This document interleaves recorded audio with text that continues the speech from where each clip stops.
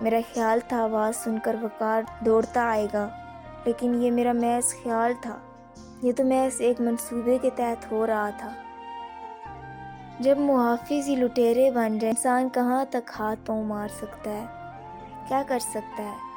ساری صورتحال کھل کر میرے سامنے آ چکی تھی، جبکہ پہلے خدشات تھے اور میں یہ بھی سمجھ رہی تھی کہ یہ میرا وہم ہے۔ وقار بہت اچھا انسان ہے، خود کو سنبھالو مشتاق، ٹھیک ہے؟ میں تمہاری بات سمجھ گئی ہوں۔ میں نے آواز پر قابو پاتے ہوئے حالات کو پلٹنا چاہا۔ میرا اتنا کہنا تھا کہ اس کی باچھیں کھل گئیں، وہ ایک دم پھیل گیا۔ ثریا، جب تم ساری بات سمجھ گئی ہو تو یہ اچھی طرح جان لو، بیوی تم وقار کی رہو گی۔ اور آج کے بعد وہ اتنا ہی کہہ پایا تھا کہ زوردار لکڑی اس کے سر پر لگی اور اس کے سر سے خون ابلنے اور بہنے لگا۔ وہ دور جا کر گرا، شاید وہ اس صورتحال کے بارے میں سوچ بھی نہ سکتا تھا۔ اور میں نے پہلے تو کوشش کی کہ وقت مل جائے اور پھر سوچ سمجھ کر کوئی فیصلہ کروں گی، لیکن جب اس کی بےہودگی حد سے بڑھی تو مجھے مجبوراً موقع ملتے ہی یہ کرنا پڑا۔ وہ گر پڑا، اس کا جسم خون سے لت پت ہو چکا تھا اور میں باہر نکل آئی۔ بے غیرت، جا اپنے محبوب کو سنبھال جس کے لیے مجھے لایا تھا۔ میں نے اپنے مجاز خدا سے کہا، یہ کیا کر دیا تو نے ثریا؟ اب کیا ہوگا اگر اسے کچھ ہو گیا تو؟ کہتے ہوئے وہ کچن کی طرف دوڑا اور میں بستر پر گر پڑی اور پھوٹ پھوٹ کر رونے لگی۔ مجھے کوئی نہ تھا جو چپ کراتا، دلاسا دیتا، حوصلہ دیتا۔ پھر میں بے ہوش ہو گئی تھی، کچھ خبر نہیں تھی۔ جب ہوش آیا تو شام کی دھند ہر سو پھیل چکے تھے، وہ دونوں غائب تھے۔ میں گھر میں اکیلی تھی، میرے سر میں ہزاروں آندھیوں نے طوفان برپا کر رکھے تھے۔ اب میرا کیا بنے گا؟ انجام کیا ہوگا؟ کہاں جاؤں گی؟ رات بھر اکیلی بیٹھی روتی اور سوچتی رہی، کچھ کھایا پیا بھی نہیں۔ وہ کہاں گئے اور میرے بارے میں ان کا ارادہ کیا ہے؟ کچھ سمجھ نہیں آ رہا تھا۔ آخر کار یہ طے ہو گیا کہ مرنا ہے، اور صرف مرنا ہے، لیکن سستی موت ہرگز نہیں۔ کچھ قیمت لگوانی ہے، مجھے خود کو سنبھالنا ہے اور حالات کا مقابلہ ٹھیک طریقے سے کرنا ہے، نہیں تو اگر ذرا سی کمزوری اور نرمی میں نے برتی تو میرا سب کچھ تباہ ہونے کے بعد انجام کیا ہوگا سامنے تھا۔ اگلی صبح وقار شاید اسپتال سے آیا تھا۔ آتے ہی کہنے لگا، تم نے اچھا نہیں کیا، وہ ہمارا محسن تھا، اگر تم اس کی بات مان لیتی تو کیا فرق پڑتا؟ وقار تو اتنا بے غیرت ہوگا۔ اس کے آگے میں کچھ سن نہ سکی۔ وقار، تم مجھے اس کے لیے لائے تھے، یہ سچ ہے؟ میں نے کلیجہ تھام کر پوچھا۔ ہاں، اس کے لیے لایا ہوں، وہ دھاڑا۔ میں ذہنی توازن کھو بیٹھی، قریبی چارپائی پر دھڑم سے گری، میں بے ہوش ہو گئی تھی۔ جب ہوش آیا تو وہ جا چکا تھا، بے شک اسپتال ہی گیا تھا۔ جب سنبھلی، ہوش ٹھکانے آئے تو مجھے فیصلہ کرنے میں زیادہ دیر نہ لگی، اور میں نے فیصلہ کر لیا کہ میں اس تمام صورت سامنے رکھتے ہوئے بھی وقار کو ایک موقع دینا چاہتی تھی۔ شاید وہ اتنا مجبور، بے بس یا واقعی بے غیرت ہے اور مجھے مفت کا گھسا پھٹا مال سمجھ کر لے آیا ہے۔ اب مجھے صرف دیکھنا یہ تھا کہ وقار مجبور ہے یا بے غیرت۔ شام کو وقار آ گیا۔ اس کی حالت ٹھیک نہیں، اگر وہ مر گیا تو میں تجھے تھانے پہنچا دوں گا۔ وہ گھرایا اور میرے بال پکڑ لیے۔ ٹھیک ہے وقار، مجھے تھانے پہنچا دینا، لیکن اگر میں مشتاق کی بات مان لوں تو تمہیں کوئی اعتراض نہیں ہوگا؟ آخر میں تمہاری بیوی ہوں، عزت ہوں، تمہیں دکھ صدمہ نہیں ہوگا؟ نہیں، کچھ نہیں ہوگا، یہ وقت کی مجبوری ہے ثریا۔ وہ مجھے عمادہ دیکھ کر جھوم اٹھا۔ جی ہاں، یہ میرا مجاز خدا تھا، میری عزت کا محافظ، اور اس کے لیے 7 بھائیوں کی اکلوتی لاڈلی اور پیاری بہن کی روشنی رات کی تاریکی میں سب کچھ چھوڑ کر آ گئی تھی کہ وقار اداس نہ ہو، میری وجہ سے وقار کو دکھ نہ پہنچے۔ مگر وقار، کمرہ تو ایک ہی ہے۔ میں اس بے غیرت کی انتہا دیکھنا چاہتی تھی۔ بظاہر میرے لہجے میں آمادگی تھی، تو کیا فرق پڑتا ہے، میں دوسری چارپائی پر ہوں، بڑے اعتماد اور بردباری سے کہہ رہا تھا۔ اس کا مرجھایا ہوا اور افسردہ چہرہ ایک دم کھل اٹھا۔ وقار، تم ایک پورے گھٹیا انسان ہو اور تم نے ایک پورے گھرانے کو قبرستان پہنچا کر سکون سے کیسے جیو گے؟ میں نے دل ہی دل میں کہا اور اسے مزید ٹولنے لگی۔ بے غیرتی کی تمام حدیں تو وہ پھلانگ ہی چکا تھا۔ وقار، ایسا کیوں نہ کر لیں، تم مجھے طلاق دے دو اور میں مشتاق سے ہی شادی کر لوں۔ یہ ہو جائے تو بہت اچھا ہے، مگر وہ یہ نہیں مانے گا۔ وہ ایک دم کھو سا گیا، صرف اس لیے کہ مشتاق پتہ نہیں میری بیوی سے شادی کرے گا بھی یا نہیں۔ فکر نہ کرو وقار، مشتاق کو میں منا لوں گی، تمہیں گھبرانے کی ضرورت نہیں۔ وہ یہ سن کر ایک دم اچھلا اور بائیں کھول کر مجھے سمیٹنا چاہا۔ نہیں وقار، پیچھے ہٹ جاؤ، مجھے مت چھوؤ، اس لیے کہ آج کے بعد میں تمہاری نہیں، مشتاق کی عزت اور بیوی ہوں۔ اور پھر میں نے کہا، چلو بابا، بن جانا اس کی بیوی، آخری بار ہمارے سینے بھی لگ جاؤ، کوئی فرق نہیں پڑتا۔ دل میں آئی اس کا قیمہ بنا کر چبا ڈالوں۔ اپنی عزت اور ناموس کی اس قدر بے حرمتی کوئی کر سکتا ہے؟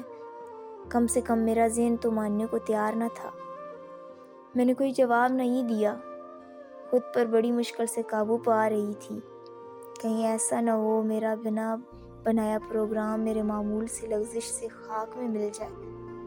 آج شام تک مشتاق واپس آ جائے گا، اس کا زخم کافی بہتر ہو گیا ہے، میں اسے خوشخبری سنانے جا رہا ہوں۔ جاتے جاتے اس نے کہا وہ کتنا خوش تھا، وہ بے غیرتی کی تمام حدیں پھلانگ چکا تھا۔ انسان اتنا گھٹیا، بے غیرت، کمینہ ہو سکتا ہے؟ سوچ سوچ کر میں پاگل ہو رہی تھی اور میرا سر درد سے پھٹ رہا تھا۔ آخر وقار ایسا کیوں کر رہا ہے؟ ٹھیک ٹھاک مرد تھا، اسے کیا ہو گیا ہے؟ اگر اس کی بہن بھی ہوتی تو وہ دوست کے حوالے کر دینے میں فخر محسوس کرتا۔ اس دن میں جی بھر کر روئی، باقی ماندہ عمر کا رونا میں ایک دفعہ رو لینا چاہتی تھی، اور جب میرے اندر کا تمام غبار نکل گیا تو میں نے قسم کھائی آئندہ نہ روں گی، نہ پریشان ہوں گی۔ اب میں معصوم سیدھی سادی ثریا نہیں تھی، اب میں ایک شیرنی کا روپ دھار چکی تھی۔ خدا نے مجھے اتنی ہمت دی تھی، اب مجھے صرف ایک کام کرنا تھا، اپنی بربادی کا بدلہ لینا تھا، اس کی قیمت وصول کرنا تھی، اور وقار اور مشتاق کی زندگی کی قیمت اور وقت جتنا کم کر سکتی تھی کرنا تھی۔ مجھے خوشی تھی کہ مشتاق اسپتال سے آج ہی آ جائے اور آج ہی میں وقار کی پریشانی کم کر دوں، لیکن افسوس مشتاق کو آنے میں مزید ہفتہ لگ گیا۔ وقار سمجھ رہا تھا کہ میں یہ سب کچھ بخوشی کرنے کو تیار ہوں، جو وہ چاہتے تھے مجھے اور تو کوئی اتنا دکھ نہ تھا۔ رہ رہ کر دکھ اس بات کا ہو رہا تھا کہ وہ وقار جسے میں نہ جانے کیا سمجھی اور وہ کیا نکلا، اور میں اس کی خاطر کتنے انسانوں کو تڑپتی سے سکتی موت دے کے آئی تھی، وقار کو اتنی آسانی سے کیسے معاف کر دیتی۔ پھر مشتاق آ گیا، گھر میں نئی طرح کی رونقیں آ گئی۔ اب مجھے اگر تھوڑا بہت سکون مل سکتا تھا تو وہ صرف یہ ہی طریقہ تھا کہ ان دونوں سے انتقام لے کر خود تھانے چلی جاتی اور اقبال جرم کر لیتی۔ اس سے پہلے کہ میں اپنے منصوبے پر عمل کرتی، میں کسی مناسب موقع کی تلاش میں تھی۔ ایک دن ایک نئے انکشاف نے میرے ذہن کے پرخچے اڑا کر رکھ دیے۔ شاید وہ ضرورت سے زیادہ چلاک اور مکار تھے، اور میں اتنی نادان تھی۔ ثریا بیگم، وقار تو گھر پہنچ چکا ہے، اسے اب بھول جاؤ، اب تمہیں میرے اشاروں پر ناچنا ہوگا، ایک دن مشتاق کہہ کے لگاتے ہوئے بولا۔ لیکن ایک بات میری سمجھ سے باہر تھی، اس نے میرے ساتھ کوئی بدتمیزی نہیں کی تھی۔ پہلے تو میں سمجھی یہ کوئی فراڈ ہے، وقار ایسا ہرگز نہیں کر سکتا، لیکن یہ حقیقت تھی، وقار صاحب جا چکے تھے اور اب میں مشتاق کے رحم و کرم پر تھی۔ ادھر مجھے اپنا منصوبہ خاک میں ملتا دکھائی دے رہا تھا، وقار بھاگ گیا تھا۔ مشتاق سے میں نے کئی مرتبہ فریاد کی کہ مجھ سے شادی کر کے مجھے ہمیشہ کے لیے تحفظ دے دو، میں برباد تو پہلے ہی ہو چکی ہوں، اب مجھ میں ہمت نہیں کوئی نیا صدمہ برداشت کرنے کا۔ میں نے اپنے منصوبے سے دستبردار ہونے کی سوچ کر مشتاق سے درخواست کی، تمہیں صرف میری داشتہ کے طور پر رہنا ہوگا، شادی کے چکروں میں نہ پڑو، میں تو پہلے سے ہی شادی شدہ ہوں۔ وہ انتہائی کمینگی کا مظاہرہ کرتے ہوئے بڑبڑایا۔ میں نے مشتاق کی بڑی منت سماجت کی، لیکن وہ میری بے بسی پر کہکے لگاتا، پہلے تو تمہیں زخمی کرنے کا مزہ چکھاؤں گا، بعد میں سوچوں گا تمہارے ساتھ کیا کروں۔ مجھے معاف کر دو مشتاق، اتنے بڑے شہر میں میرا کوئی نہیں اب سوائے تمہارے یہاں۔ مشتاق بولا، ہاں یہ تو ہے، تم میرے اشاروں پر ناچنے کے لیے تیار ہو جاؤ، اگر میری ہمدردی چاہیے تو ورنہ کیا مشتاق؟ میں مکمل طور پر ہتھیار پھینک چکی تھی، جاننا چاہتی تھی کہ وہ کیا چاہتا ہے، ورنہ تم خود ذمہ دار ہو، کوئی اپنا سیاہ سفید سوچ لو، کوئی زبردستی نہیں۔ وہ میری بے بسی پر طنز کر رہا تھا۔ ٹھیک ہے، چند دن مجھے سوچنے کی مہلت دو، میں کوشش کروں گی کہ تمہاری بات مان لوں یا پھر تمہارا گھر چھوڑ دوں۔ میں کوئی فیصلہ کرنا چاہتی تھی، لمحہ لمحہ سے سکتی زندگی سے تنگ آ چکی تھی۔ ٹھیک ہے، سوچ لو، کہہ کر وہ گھر سے باہر نکل گیا۔ وہ سارا دن باہر رہتا، نہ جانے کیسی نوکری کر رہا تھا وہ۔ چند دن گزرے ہوں گے، وہ کہنے لگا، تو پھر کیا سوچا ثریا رانی؟ ابھی تک کوئی فیصلہ نہیں کر سکی؟ آج رات کی مہلت دے دو، صبح ہوتے ہی میں تمہاری بات مان لوں گی یا یہ گھر چھوڑ دوں گی۔ میری بے بسی انتہا کی تھی۔ بالکل ٹھیک، اس نے ایک شیطانی کہکا لگایا۔ وہ جانتا تھا یہ کہاں جائے گی، اسے میری بات ماننا پڑے گی، جبکہ مجھے اپنی عزت کی پوری قیمت وصول کرنا تھی۔ میں اتنی سستی تو نہ تھی جتنی وہ سمجھ رہا تھا۔ رات آدھی سے زیادہ گزر چکی تھی، دروازے پر دستک ہوئی۔ یہ وہ رات تھی جس کی میں نے مہلت مانگی تھی۔ میں نے اٹھ کر دروازہ کھولا تو ہاتھوں میں پستول لیے دو نقاب پوش میرے سامنے تھے۔ میں خوف سے لرز گئی، لیکن جلدی سنبھل گئی۔ اس سے پہلے کہ وہ مجھ سے یا میں ان سے کچھ پوچھتی، انہوں نے مجھے اٹھا کر گاڑی میں ڈال دیا۔ خبردار، چیخنے چلانے کی ضرورت نہیں، ایک نقاب پوش نے دھمکی دی، اور پھر مجھے کچھ ہوش نہیں رہا۔ جب ہوش آیا تو میں ایک انتہائی قیمتی بیڈ روم میں تھی اور میرے سامنے والی کرسی پر بیٹھا کوئی سگار پی رہا تھا۔ مجھے وہ ہوش میں آتا دیکھ کر بولا، دیکھو لڑکی، تمہیں خوفزدہ ہونے کی ضرورت نہیں، یہ بہت بڑا بنگلہ ہے جس کے بیڈ روم میں تم موجود ہو، میں نے تمہیں 60,000 میں خرید لیا ہے۔ میں کبھی کبھار آیا کروں گا، ماضی کو بھول جاؤ، نئی زندگی سے سمجھوتا کرنے کی کوشش کرو۔ یہاں پر تمہیں کسی چیز کی کمی نہیں ہوگی، نوکر خدمت کے لیے حاضر ہیں، ہر چیز تمہیں اشارہ کرنے پر مل جائے گی، لیکن کوئی احمقانہ حرکت کرنے کی کوشش نہ کرنا، ورنہ بہت پچھتاؤ گی۔ چوٹے کھانے کی شاید اتنی عادی ہو چکی تھی کہ اس انکشاف سے کوئی مجھ پر بجلی نہ گری تو میں 60,000 میں فروخت کر دی گئی ہوں۔ اس کے جانے کے بعد میں نے سوچا، چلو کوئی بات نہیں، اور کچھ نہیں تو کم از کم گھر اور تحفظ تو مل ہی گیا ہے۔ کافی دیر روتی اور سوچتی رہی، پھر ایک چھناکے سے اٹھ بیٹھی، چلو زندگی کو اپنے ارمان پورے کر لینے دو، میں حالات سے ہر طور سمجھوتا کروں گی۔ یہ جو کوئی بھی ہے میری عزت کی دھجیاں بکھیرے گا، لیکن گھر تحفظ تو دے گا، ضرورتیں تو پوری کرے گا، ایسے بھی تو میرے پاس کیا رہ گیا ہے؟ بس ایک صدمہ مجھے سنبھلنے نہیں دے رہا تھا۔ ایک شخص بھاگ گیا اور دوسرے نے 60,000 وصول کر لیے اور خوش و خرم گھوم پھر رہے ہیں۔ چلو زندگی نے ساتھ دیا تو پھر کبھی سہی۔ ہر حال میری زندگی کا مقصد صرف ایک ہی تھا، ان دونوں سے انتقام لینا، اور نہ مجھے جینے کی کوئی آرزو تھی اور نہ زندگی سے پیار۔ وہ سیٹھ صاحب ہفتے میں 1-2 دفعہ آتے اور پھر چلے جاتے۔ اس نے میری عزت لوٹ کر جو مجھے عزت اور مقام دیا، اس کا تو میں تصور بھی نہیں کر سکتی تھی۔ کئی قسموں کی گاڑیاں میرے لیے مختص کر دی گئیں، نوکر میرے اشاروں پر ناچتے، طرح طرح کے کھانے، ضرورت کی ہر چیز، دولت کے انبار، میرے قدموں میں صرف معمولی سا تحفظ تلاش کرنے والی کو سب کچھ ہی تو مل گیا تھا۔ لوٹی ضرور تھی، لیکن بھاری قیمت سے۔ میں کافی مطمئن ہو گئی تھی، گھر پر میرا مکمل کنٹرول تھا، میرا ہر طرح سے خیال رکھا جاتا، ہر طرح سے خدمتگار موجود تھے۔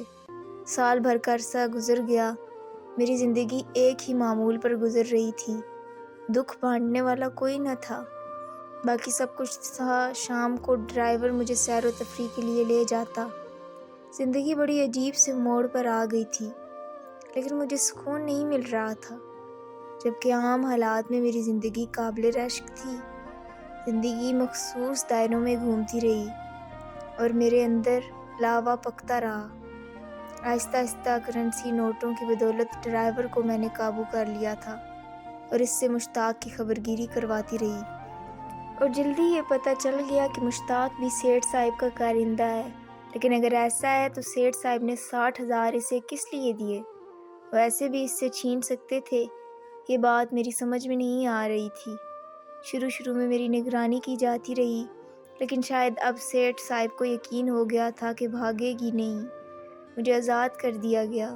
وہ یہ سمجھ رہے تھے کہ اتنی عیاشی کی زندگی چھوڑ کر کہاں جائے گی۔ یہ تھی بھی حقیقت، ایسی زندگی تو خوابوں میں دیکھنی بھی مشکل تھی، لیکن میرے اندر جو آگ لگی تھی وہ تو کوئی نہیں جان سکتا تھا۔ میں نے ڈرائیونگ سیکھ لی تھی اور خود گھومنے پھرنے لگ گئی تھی۔ سیٹھ صاحب جن کا نام طارق تھا کو یقین ہو گیا تھا اب یہ کہیں نہیں جائے گی، اور پھر میں نے اداکاری کرتے ہوئے سیٹھ صاحب کا دل بھی جیت لیا تھا۔ اگر میرے اندر انتقام کی آگ نہ لگی ہوتی تو یہ زندگی دنیا میں جنت تھی، اور پھر یہ سیٹھ صاحب تھے بھی اتنے آزاد خیال کہ انہیں کسی چیز کی اتنی پرواہ نہیں تھی۔ نہ جانے کیا کاروبار کرتے تھے، ان کی دولت کے ڈھیر ہر طرف لگے تھے۔ ہر کوئی ملازم عیاشی کر رہا تھا، لیکن مشتاق شاید کوئی عام سا کارندہ تھا، ورنہ وہ اس معمولی سے مکان میں نہ رہ رہا ہوتا، جبکہ دوسرے ملازم اچھے خاصے مالدار لوگ تھے۔ دولت کی خوب ریل پیل تھی۔ اس زندگی کو دھتکارنا اتنا آسان نہ تھا۔ مجھے اپنے پورے گھر کا حساب لینا تھا، اور پھر جب سیٹھ صاحب بیرون ملک ٹور پر گئے تو مجھے موقع مل گیا۔ آپ کو شاید یقین نہ آئے، اب میں وہ معصوم ثریا نہیں تھی جس نے وقار جیسے غلیظ آدمی کو افسردہ ہونے سے بچانے کے لیے گھر بار چھوڑ دیا تھا۔ اب میرے اندر آندیاں تھیں، دنیا بھر کے طوفان امڈ آئے تھے، اور پھر ایسے حالات سے جب پالا پڑے تو کوئی بھی انسان وحشی بن سکتا ہے۔ جہاں جہاں سے میں گزری تھی مجھے آدم خور تو بننا ہی تھا۔ ایک رات میں نے ضرورت کا سامان لیا، گاڑی میں رکھا اور اللہ کا نام لے کر چل نکلی۔ پہلے مشتاق کا پتہ کیا، میری بدنصیبی کہ وہ اس دن گھر پر نہ ملا۔ اب مجھے وقار کا پیچھا کرنا تھا۔ گو یہ کام آسان نہیں تھا، ہزاروں میل کا سفر مجھے تنہا کرنا تھا، لیکن جب انسان زندگی داؤ پر لگا دے تو کچھ مشکل نہیں، آسانیاں خود بخود ساتھ دینے پر مجبور ہو جاتی ہیں۔ انسان میں ہمت اور حوصلہ ہو تو منزلیں آسان ہو جاتی ہیں۔ مجھے کسی طرح کا کوئی خوف ڈر نہیں تھا، بس ایک دعا کر رہی تھی کہ خدا کہ وقار تک پہنچنے کے لیے مجھے زندگی اور ہمت دینا، کہیں راہوں میں زندگی ساتھ نہ چھوڑ جائے۔ ذرا سا یہ خوف ضرور تھا۔ وقار کا ایڈریس میرے پاس تھا۔ مختار بھائی جب گھر خط لکھتے تھے تو میں پڑھتی رہتی تھی۔ ان کے گھر کا پتہ مجھے اتنا یاد ہو گیا تھا جتنا اپنے گھر کا یاد نہ تھا۔ وقار گھر ہی گیا ہوگا اور کہیں تو جانے کی صورت ہی نہ تھی۔ راستے میں ایک رات ایک جگہ میں نے قیام کیا، اور پھر ایک رات اور ایک دن کا سفر کر کے میں وقار کے گھر کے قریب پہنچ چکی تھی۔ میرے اندر کی عورت زخمی شیرنی کی طرح چنگاڑ رہی تھی۔ مجھے کسی چیز کا ذرا بھی خوف نہ تھا۔ انتقام کی آگ شعلے برسا رہی تھی اور کچھ دکھائی نہیں دے رہا تھا۔ عجیب اتفاق، اسی دن وقار کی شادیانے بجے۔ شام کی دھند لگ کے ہر سو پھیل رہی تھی۔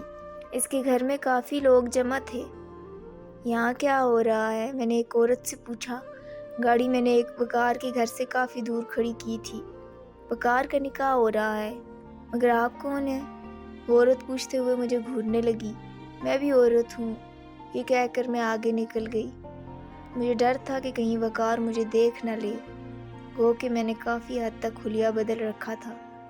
ادھر ادھر ٹہلتے زیادہ دیر نہ لگی تھی کہ لوڈ شیڈنگ نے میری مشکل آسان کر دی تھی۔ میں گھر کے اندر گھس گئی۔ گیس وغیرہ جلنے تک میں ایک محفوظ جگہ چھپ گئی۔ مجھے کافی دیر چھپنا پڑا۔ حسن اتفاق کی جہاں میں چھپی تھی قریب ہی دلہن کا کمرہ تھا۔ پھر وہ وقت آیا، وقار صاحب سامنے سے آتے دکھائی دیے اور ساتھ والے کمرے میں داخل ہو گئے۔ مجھے بڑی محفوظ جگہ مل گئی تھی۔ عام طور سے مجھے کوئی خطرہ نہ تھا۔ چہل پہل ختم ہو چکی تھی۔ میں نے کھڑکی کے پٹ سے کان لگا دیے۔ آواز آ رہی تھی اور یہ آواز وقار کی تھی۔ اسے میں کیسے بھول سکتی تھی؟ یہ آواز تو روز قیامت بھی یاد رہے گی، اور اس کی آواز کی خاطر میں نے کتنی بڑی قیمت دی تھی، میں اسے کیسے بھول سکتی تھی؟ نجمہ، آپ کل تک میری بھابھی تھیں اور قسمت کیے آج تم میری بیوی بن چکی ہو۔ جہاں میں نے زہر نگلا تمہیں بیوی بنانے کا، وہاں تمہیں بھی ایک زہر نگلنا پڑے گا۔ میں تم سے کچھ چھپانا نہیں چاہتا، سب کچھ بتا دینا چاہتا ہوں، لیکن تمہیں دل مضبوط رکھنا ہوگا اور یہ راز رکھنا ہوگا۔ نجمہ، تمہارا سہاگ لوٹنے والا میں ہی ہوں۔ جہاں مختار بھائی نوکری کرتے تھے وہاں سے ایک لڑکی کو میں نے اغوا کیا تھا، اور وہ لڑکی ہی میرے کل کائنات تھی۔ اسے میں ایک لٹیرے کے پاس کراچی چھوڑ کر آیا ہوں۔ بہرحال وہ میری زندگی ہے، میں اس کے بغیر جی نہیں سکتا۔ اس لڑکی کو جہاں میں چھوڑ آیا ہوں بہت ہی مکار، فریبی اور دغاباز نکلا۔ مجھے بڑا بھروسہ اور فخر تھا اس پر، لیکن وہ کمینگی کی تمام حدیں پھلانگ گیا۔